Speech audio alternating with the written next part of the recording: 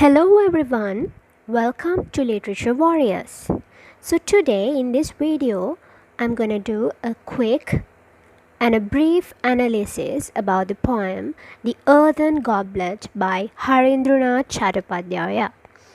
Harindranath Chattopadhyaya is an Indian poet and he's not only a poet but also a dramatist, actor, musician, a freedom fighter, philosopher, and a politician as well. And most importantly, he strongly believes in freedom. So in this poem also we can see certain aspects of freedom with regard to the goblet. So in this poem, The Earthen Goblet, we can find that this poem is woven around a conversation between the poet or the speaker and the goblet. So we can see the questions of the speaker or the poet and the answers of the goblet. So with this we can see how goblet is suffering during the process of being a goblet. So this is very simple because the process is there, but we come to know so many embedded meanings here, symbolizing goblet as something else. Okay, so let me first move on to the first stanza.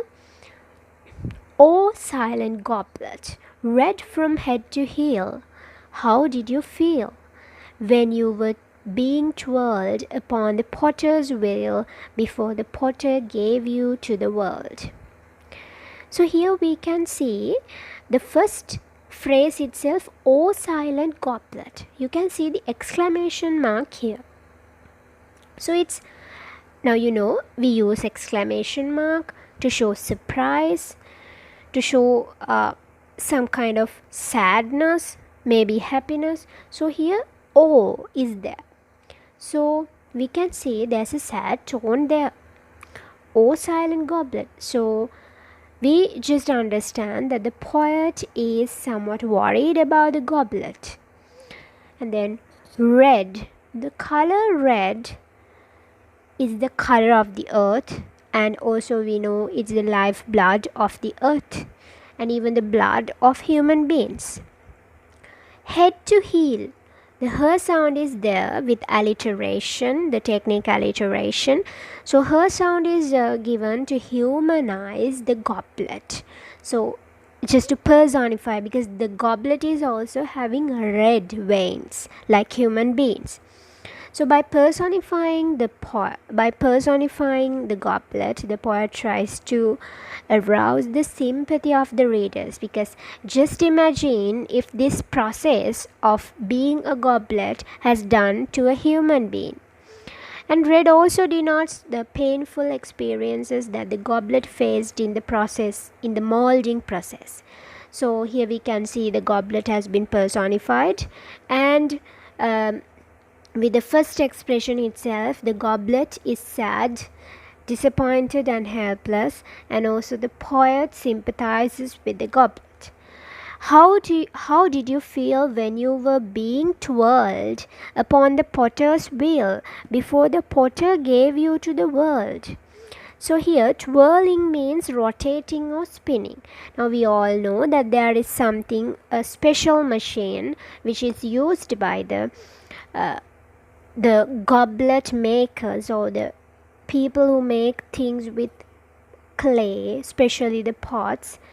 And here this person is also twirling the clay, the lump of clay, upon the potter's wheel before the potter gave you to the world. So here we can see the question asked from the goblet. How did you feel when you were facing this twirling process to become a goblet, and before the potter gave you to the world? Now the world is as a goblet. So here we can see the potter represents industrialization, and also potter has taken this goblet through a harsh process. So we also feel that potter potter symbolizes a cruel agent in modernization who exploits nature for the comfort of human beings. Well, let me move on to the second stanza. I felt a conscious impulse in my clay to break away from the great potter's hand that burned so warm. I felt a vast feeling of sorrow to be cast into my present form. Well, so this is the answer given by the goblet for the question asked by the poet. I felt a conscious impulse. So, conscious impulse means a sudden temper, a sudden wish or an urge for a prompting action. So, that means at this time, when the lump of clay was taken, this goblet wanted to be a goblet. Now, it's similar for the human beings as well. So we always wish to try new things. We are nervous, we also have some doubts, but still we like to try it on the new things, inexperienced things. So this goblet also had a desire to be born or to be molded by the great potter's hands, because the potter has known for his greatness, because he makes beautiful pots and goblets. Well, so and we can see in my clay to break away. So here, however, we are now human beings also like that. Now just think that we have to move on to another school in another area that may be a better school than where you are now. So you just have a desire to go to that school because it'll be a better way, it'll be a better place, but still you have some doubts with you, and you also don't like to miss your friends in the present school. So like that, though the goblet wanted to be a goblet, when it was clay, it did not like to break away. So we can understand the lump of clay had a relationship with the earth, and now it has been forcibly broken by this great potter. And always the breaking away of relationships is a painful act. So clay breaking away from the earth is also a painful act, and it indirectly tells that the lump of clay has been tortured in the transformation. Well, so here we can see with the word great potter that the potter is a skillful one, and he has been known for his greatness, for his skills, and that burned so warm. I felt feeling sorrow to be cast. So cast means the process of molding up, so into my present form. So here we can understand now its uniqueness was there with the clay, but its uniqueness has been transformed into a mold. Now it is no longer has the real personality as an element of nature, because clay was an element of nature. Now the goblet is something used by human beings. So now the naturalism has been taken away, maybe forcefully, and feeling of sorrow to be cast. So we can understand the goblet is not satisfied about the present form. Earlier he had some kind of a conscious impulse, means that he had an urge, he had a sudden wish. Though there were some doubts, he still wished to be molded up by the great potter's hand, and that burned so warm. So here we can see the molding up process was not nice.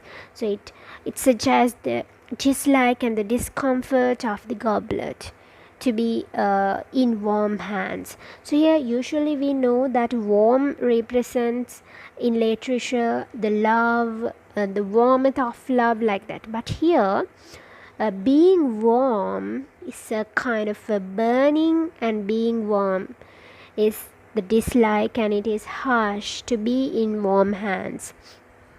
Well, let me now move on to the next stanza. Before that fatal hour that saw me captive on the potter's wheel and cast into his crimson goblet sleep, I used to feel the fragrant friendship of a flower whose root was in my bosom buried deep. Well, so here we can see another thing said by the goblet. Before that fatal hour, fatal means very dangerous,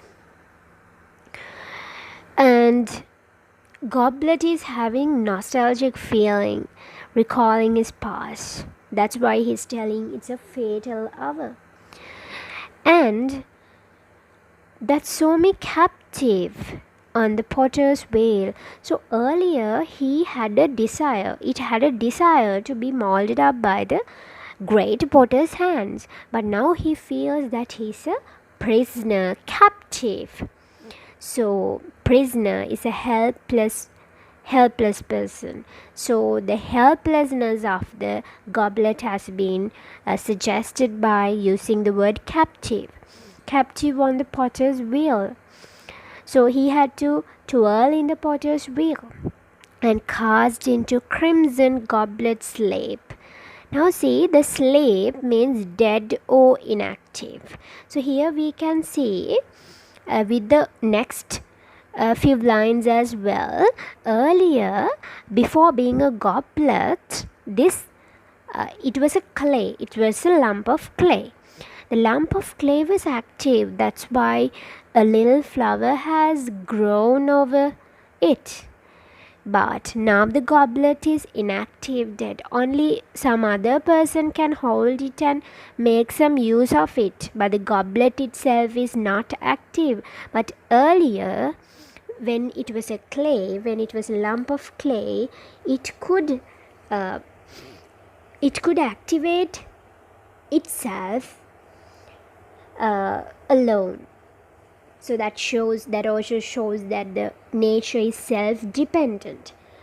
And I used to feel the fragrant friendship of the little flower. So this little flower is a connotation of friendship, and whose root was in my bosom. Bosom means heart, buried deep.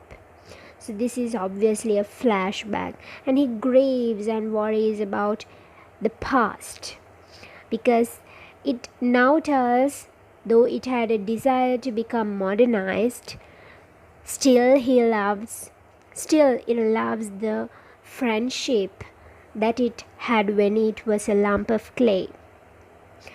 And yeah, as I have told, there was life in the lump of clay, and the life was taken away when it was molded up. Indirectly tells that the potter has abused the nature. He had gone against the nature. Yeah, so we can also come to know that the potter has destroyed the relationship between the flower and the clay. And the poet wants to emphasize that always the relationships of nature are pure, sweet, and heart-touching. It is symbolized by the friendship, the fragrance of the little flower. But the relationships of human beings are always painful and hard, we know that. And the nature is always interdependent. The little flower was dependent upon clay, and the clay was dependent upon was nourished by the little flower. The lump of clay provides life to the flower, while the flower adds beauty to the clay. Human beings depend on nature and even misuse the resources of nature. So this is what is taken out here. Well, let me go to the final stanza. The potter has drawn out the living breath of me, and given me a form which is dead of me. My past unshapely natural stage was best, with just one flower flaming through my breast. Well, so living breath, taken the living breath. So this is very harsh to tell. If somebody has taken the life So we can also see the potter being a great personality, symbolizing human beings, has misused the arbitrary power, authority to force the goblet into what is now, to force the lump of clay actually into the present state of the goblet. Now the goblet has a big crowd, but there's no satisfaction. And with one flower, when there was only one flower on the lump of clay, it was satisfied. But now, though it has a great audience now, it does not satisfied with its present life, and given me the form of which is death of me. So we can see now the goblet is inactive. It cannot be dependent upon itself like earlier. So we can also see like the potter has killed him. So the potter is also, on the other hand, we feel like the potter is unmerciful, powerful and cruel. So what we can take from this is, when the life was simple as a lump of clay, it was rather happy and satisfying. But now when the life is complicated and having a great audience, the life is not satisfied. And the life is not completed. Life is not nice. Well, so this is the end of the discussion of the poet. Discussion of the poem, The Earthen Goblet. Well, let's meet with another discussion of a poem. Thank you everyone for watching.